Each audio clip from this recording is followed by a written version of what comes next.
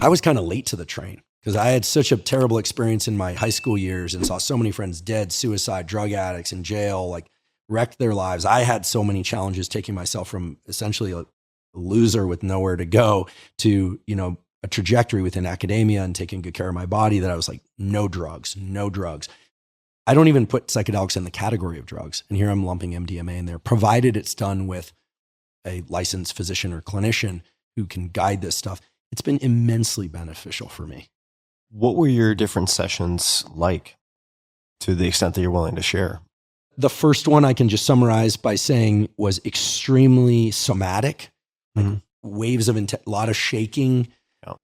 At the beginning of the session, I walked in feeling like I could think and feel things from the neck up. I could think and feel things, or not think, but I could feel things from the waist down, but that my body wasn't integrated as a system. Yeah.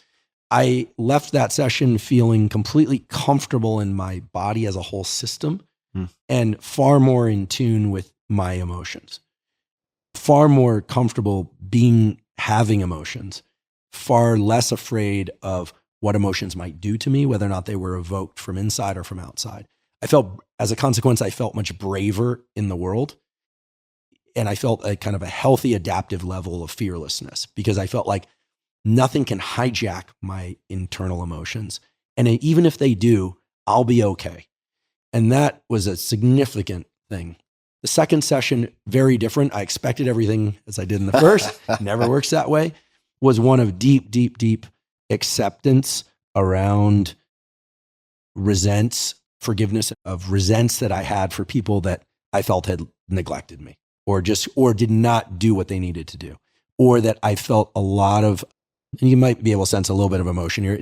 It's hard because I can still sense the ways in which thoughts about that are painful, but mostly because it seems so senseless to me now. Yeah. And yet I have truly zero resent. Like I look for it often to just check myself. No resent, like complete forgiveness, which has given me tremendous relief. Mm-hmm. And then the third session was interesting. Third session was a higher dose. I had never taken the booster, the MAPS booster. Took the booster and I lay completely still for about 8 hours, and it was very introspective. And I think I left that session and I still maintained from everything I've described, by the way, I feel I've maintained years later now.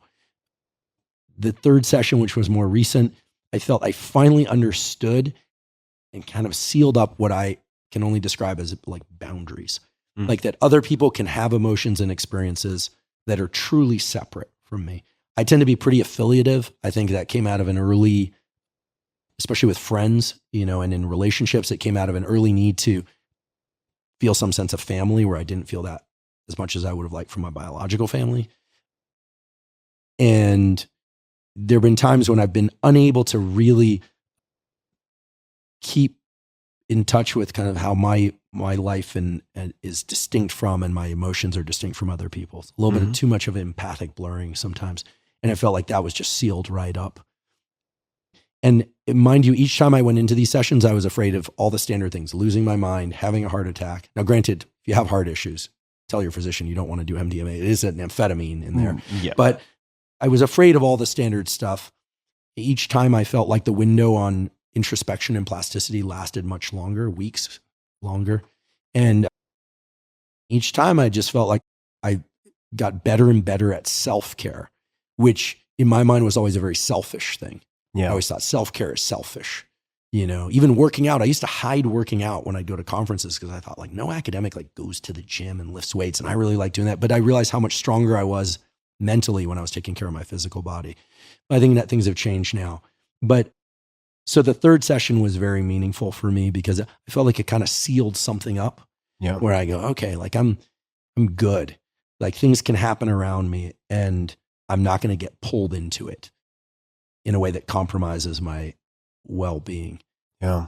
Of course, I still have a lot in there and work to do. And Robin Carhart-Harris said to me recently, he said, well, psilocybin is really the honest psychedelic because there you don't have the empathogen that's woven into the MDMA. So you're really going to see whatever darkness still exists within you. And I thought, oh goodness. But now spoken as a true psilocybin researcher. I know. So you hear about people like, is it calling to you? I'm afraid to do psilocybin for that reason. I definitely have worked hard to kind of suppress some of the dark clouds in my head. And yeah, but the fact that I'm still a bit afraid of them is probably the reason why I should do it.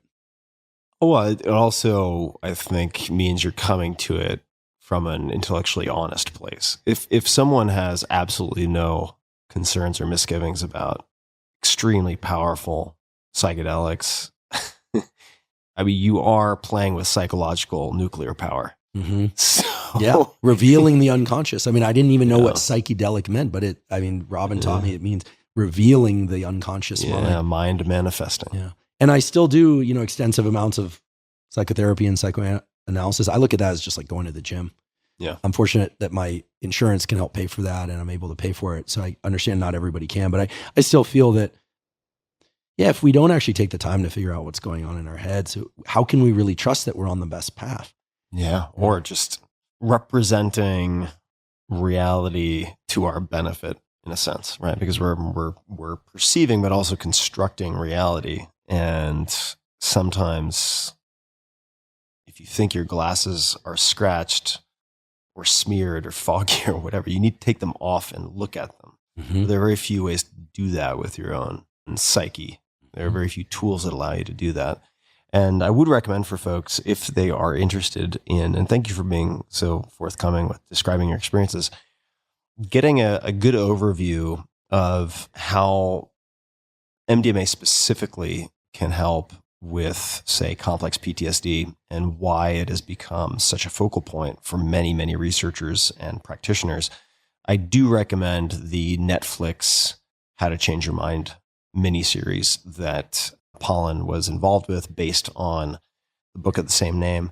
And specifically the MDMA episode I thought was spectacularly well done. I need to see that still. It's very well done and includes a lot of case studies and interviews with research subjects. And there's also a documentary that I helped bring to, outside of Israel called Trip of Compassion. This was probably 4 or 5 years ago, which contains session footage as well. Production value is going to be a bit lower than Netflix, so you might want to try that first. But there are a number of forthcoming books coming that'll be focused on these topics. A lot of good stuff happening. Mm-hmm. It's exciting.